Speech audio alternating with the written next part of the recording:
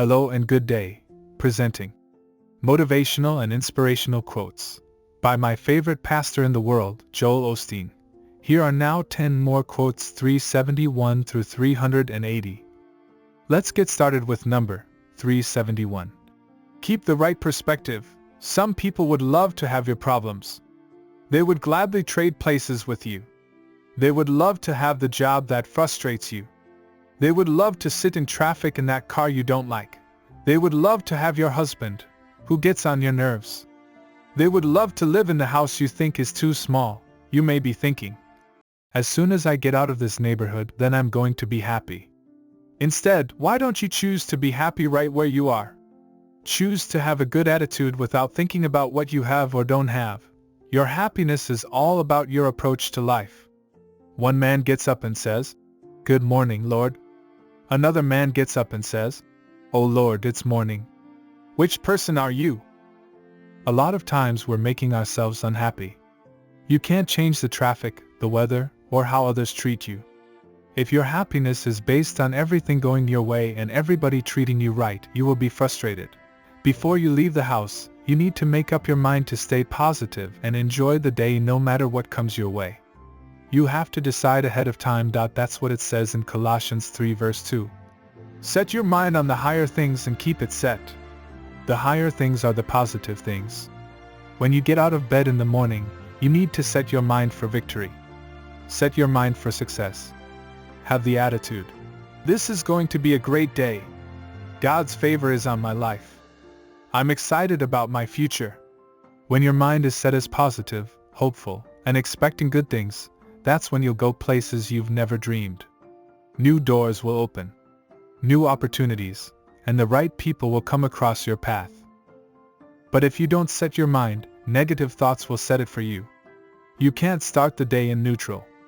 If you're passive, lying in bed, negative thoughts like these will come.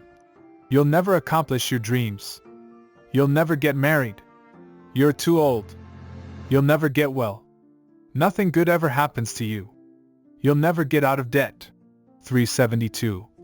If you're always finding fault, complaining about the traffic, critical of your spouse, and focused on what's not working out, may I suggest that your window is dirty. The problem is not external, it's internal. You're looking through a tainted filter. At some point you need to look in the mirror and say, maybe I'm the one who needs to change. If I'm always critical, maybe I've developed a habit of seeing the negative rather than the positive. Maybe I've trained myself to be cynical and sarcastic rather than kind and loving. Maybe my filter is dirty. 373. God sees when it's unfair, when you're being wronged, when people are taking advantage of you.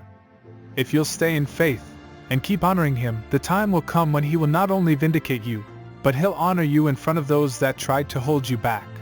374. There's enough judgment in the world. There's enough criticism and fault-finding. Let's be lifters. Let's be encouragers. Let's help someone else experience the God who comes down to lift people up. 375. Once you replace negative thoughts with positive ones, you will start having positive results. 376. You have to send your words out in the direction you want your life to go. 377. Keep your mind on the positive. Think on things that are good, wholesome, uplifting. It's not productive to think about something negative that was said about you. Relive how that person walked away. Rehearse all the pain and disappointment. Go back over all the sorrow. 378. The only time He used very good is when He created you. 379. Studies show that your attitude will have a greater impact on your success in life than your IQ. You can be extremely talented and have incredible potential, but a bad attitude will keep you from rising higher. We spend so much time and money making sure our outside looks good, eating healthy, working out, wearing the latest fashion. That's all fine, but too often we're not spending any time on what's inside. Nice clothes won't cover up a sour attitude. A beautiful face can't hide being bitter inside. 380. As a child of the Most High God, you are equipped to handle anything that comes your way.